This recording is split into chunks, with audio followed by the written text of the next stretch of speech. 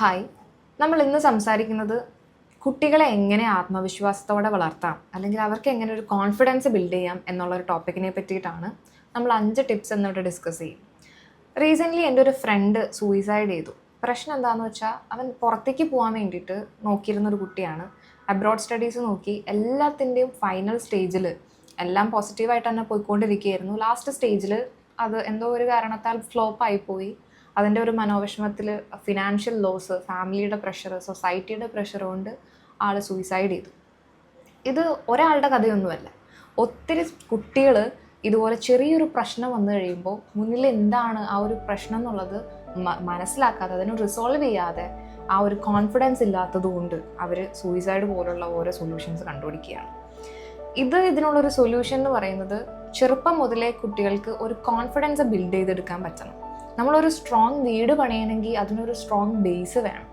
അതുപോലെ തന്നെയാണ് ഒരു സ്ട്രോങ് പേഴ്സണാലിറ്റി ബിൽഡ് ചെയ്യുമ്പോൾ അതിൽ ചൈൽഡ്ഹുഡിൽ മുതൽ ഉണ്ടാകുന്ന ചെറിയ ചെറിയ ട്രെയിനിങ്ങുകൾ അതൊരുപാട് കുട്ടികൾക്ക് സഹായകരമാകും. അവർക്ക് ആ ഒരു കോൺഫിഡൻസ് ബിൽഡ് ചെയ്യാനായിട്ട് പാരൻസ് എപ്പോഴും ശ്രമിക്കണം. ഒരു ബേസ് ചെറുപ്പം മുതലേ ഉണ്ടാക്കിയെടുക്കാനായിട്ട് പാരൻസ് ശ്രദ്ധിക്കണം. അതിന് ഫസ്റ്റ് ടിപ്പാണ് കുട്ടികൾക്ക് ഓപ്പൺ സ്പേസ്. വീട്ടിൽ വരുമ്പോൾ അല്ലെങ്കിൽ വീട്ടിൽ വന്ന് സംസാരിക്കുമ്പോൾ അതെല്ലാം ക്ഷമയോടുകൂടി കേട്ടിരിക്കുന്ന ഒരു പാരൻ്റായിട്ട് മാറുക. അവർ പറയുന്ന കാര്യങ്ങളെല്ലാം കേട്ടിരിക്കുക, ഒരു അറ്റൻഷൻ കൊടുക്കുക, ഒരു ഓപ്പൺ സ്പേസ്, ഒരു ഫ്രീഡം കുട്ടികൾക്ക് പാരൻസ് കൊടുക്കുക. സ്കൂൾ വിട്ട് വന്നു കഴിയുമ്പോൾ ടിവിയും കാര്യങ്ങളും അല്ലെങ്കിൽ ടി വി, ഫോണ്, കുട്ടികളുടെ ബാക്കി കുട്ടികളായിട്ട് കളിക്കാൻ പോകുന്ന ഇതിനെല്ലാത്തിനപ്പുറത്തേക്ക് കുട്ടികളുടെ അടുത്ത് സംസാരിക്കാനായിട്ട് പാരൻസ് ഒരു നിശ്ചിത സമയം മാറ്റിവെക്കുക. അവർ സ്കൂൾ വിട്ട് വന്നു കഴിയുമ്പോൾ അവരോട് സംസാരിക്കുക, ഇന്ന് സ്കൂളിൽ ഉണ്ടായ കാര്യങ്ങൾ എന്തൊക്കെയാണെന്ന് ചോദിക്കുക. അങ്ങനെ ചെറിയ ചെറിയ കാര്യങ്ങളിൽ പാരൻസും കൂടി ഇൻവോൾവ് ആവുക. അവർ എത്ര ചെറിയ കാര്യമാണ് പറയണമെങ്കിലും ആ ഒരു അറ്റൻഷൻ കൊടുത്ത് ആ ഒരു ശ്രദ്ധയോട് കൂടിയിട്ട് കുട്ടികളുടെ കൂടെ ഇരുന്ന് അവർ പറയുന്ന കാര്യങ്ങളെല്ലാം കേട്ടിരിക്കുക. അപ്പം എന്താ സംഭവിക്കുകയെന്ന് വെച്ചാൽ അവർ സ്കൂളിലുണ്ടാകുന്ന ചെറിയ പ്രശ്നങ്ങളാണെങ്കിലും ആ പാരൻസിൻ്റെ അടുത്ത് വന്ന് ഷെയർ ചെയ്യും.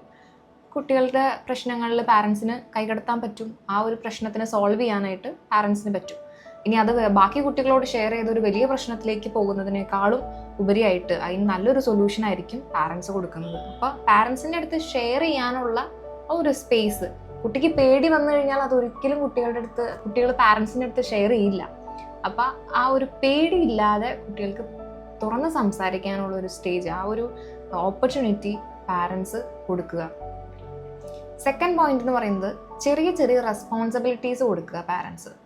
ഇപ്പോൾ എക്സാമ്പിൾ പറയാനായിട്ട് ഇപ്പോൾ എന്തെങ്കിലും ഒരു ചെറിയ ടാസ്കുകൾ കൊടുക്കുക. പാത്രം കഴുകാനോ അല്ലെങ്കിൽ ഫുഡ് കഴിച്ച് കഴിഞ്ഞ് കഴിയുമ്പോൾ പുറത്തേക്ക് പോയിട്ടുള്ള വേസ്റ്റ് ആയിട്ടുള്ള ഫുഡുകൾ തിരിച്ച് പാത്രത്തിലോട്ട് ഇട്ട് വെക്കാൻ കുട്ടികൾക്ക് ചെറിയ ചെറിയ രീതിയിലൊരു ടാസ്കുകൾ കൊടുത്തു കഴിയുമ്പോൾ അവരതിനുള്ള കേപ്പബിലിറ്റി ബിൽഡ് ചെയ്യും. ബെഡ്ഷീറ്റ് വിരിച്ചിടാനായിട്ട് കൊടുക്കുക, അല്ലെങ്കിൽ ബെഡിൽ നിന്ന് എഴുന്നേറ്റ് വരുമ്പോൾ ആ ബെഡൊക്കെ ഒന്ന് ക്ലീൻ ചെയ്ത് സെറ്റ് ചെയ്തിട്ട് വേണം പുറത്തേക്ക് വരാനായിട്ട്. അങ്ങനെ കുഞ്ഞു കുഞ്ഞു ടാസ്കുകൾ കുട്ടികൾക്ക് കൊടുത്തു കഴിയുമ്പോൾ അവരുടെ റെസ്പോൺസിബിലിറ്റീസ് ബിൽഡ് ചെയ്യാനായിട്ട് സഹായകരമാകും.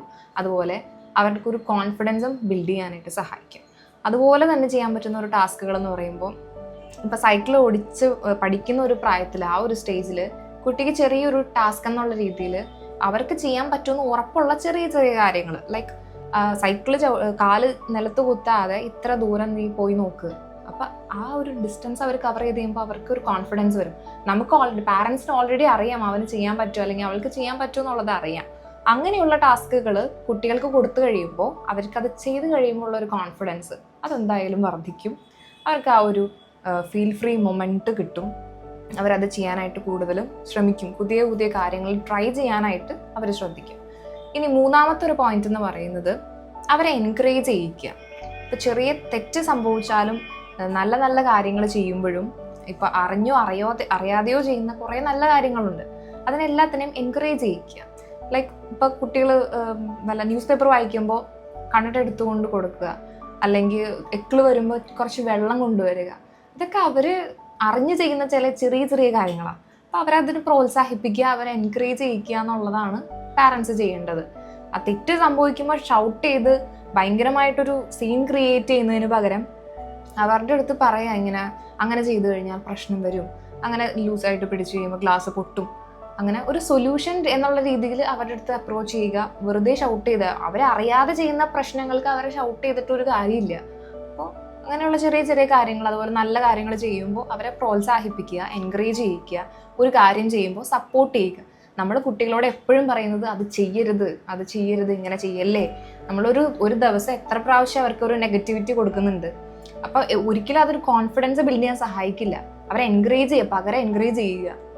നിനക്ക് ചെയ്യാൻ പറ്റും, അത് ചെയ്തു നോക്ക്, ഇങ്ങനെ ചെയ്തു നോക്ക്, ഞാനും അമ്മ സഹായിക്കാം, അച്ഛൻ സഹായിക്കാം. അങ്ങനെ പറയുമ്പോൾ അവർക്ക് കുറച്ചും കൂടി ഒരു കോൺഫിഡൻസ് വരികയാണ്. അത് ചെയ്യല്ലേ ഇത് ചെയ്യല്ലേ എന്ന് പറയുന്നതിനേക്കാളും ബെറ്റർ ആയിട്ടുള്ള ഒരു അപ്രോച്ച് ആയിരിക്കും അത് ചെയ്യാനുള്ള ഒരു സപ്പോർട്ട് കൊടുക്കുക എന്നുള്ളത്. ഇനി 4ാമത്തെ പോയിന്റ് എന്ന് പറയുന്നത്, കുട്ടികളെ ജയിക്കാൻ മാത്രം പഠിപ്പിക്കാതെ തോൽക്കുന്നതും അക്സെപ്റ്റ് ചെയ്യാനായിട്ട് പഠിപ്പിക്കുക. എല്ലാവർക്കും ജയിക്കണം എന്നുള്ളൊരു വിചാരം മാത്രമേ ഉള്ളൂ. അത് കുട്ടികളിൽ ഇൻജെക്റ്റ് ചെയ്യാതിരിക്കുക. കുട്ടികൾക്ക് തോൽവി വരുമ്പോൾ അക്സെപ്റ്റ് ചെയ്യാൻ പഠിക്കണം. തോൽവി വരുമ്പോഴാണ് അവർ ഭയങ്കരമായിട്ട് ഡിപ്രസ്ഡ് ആവുന്നത്, അല്ലെങ്കിൽ ഭയങ്കരമായിട്ട് ഓവർ റിയാക്ട് ചെയ്യുന്നത്. അതെന്തുകൊണ്ടാണ്? എക്സ്പെക്റ്റ് ചെയ്യാത്തതുകൊണ്ടാണ്, അല്ലെങ്കിൽ അത് ശീലിക്കാത്തതുകൊണ്ടാണ്.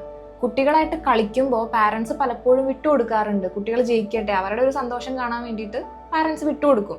അങ്ങനെ ചെയ്യുക. അതോടൊപ്പം തന്നെ ഇടയ്ക്ക് തോൽപ്പിക്കുക. കുട്ടികൾക്കത് മനസ്സിലാവണം, it's okay to be fail. അപ്പം തോൽക്കുന്നതും ഓക്കെ ആണ് എന്നുള്ളത് പാരൻസും അക്സെപ്റ്റ് ചെയ്യുക, അതുപോലെ കുട്ടികളെയും അക്സെപ്റ്റ് ചെയ്യാനായിട്ട് പഠിപ്പിക്കുക. ചെറിയ ചെറിയ തോൽവികൾ ഓക്കെ ആണെന്നുണ്ടെങ്കിൽ ഒരു വലിയ പ്രശ്നം വന്നു കഴിയുമ്പോൾ, ഒരു വലിയ തോൽവി വന്നു കഴിയുമ്പോൾ അവരതിന് പ്രിപ്പയർഡ് ആവും.